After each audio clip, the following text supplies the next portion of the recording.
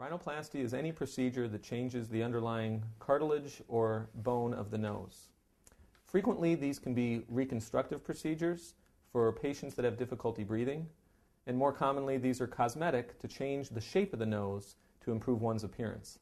Rhinoplasty can help patients breathe better by reinforcing the sidewall of the nose so that this does not collapse when one tries to breathe through the nose. Frequently, cartilage is taken from the nasal septum to accomplish this, and oftentimes ear cartilage is used to reconstruct the nose and improve one's breathing.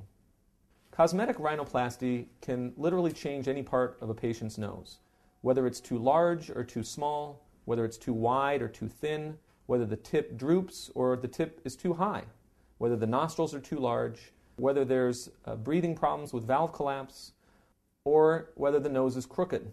All of these things can be corrected surgically with a rhinoplasty. A good rhinoplasty candidate is any person with realistic expectations. We sit down in front of a computer and morph images so that I can show the patient what their nose is going to look like after surgery. This allows me to make sure that the patient has realistic expectations of what their nose will look like.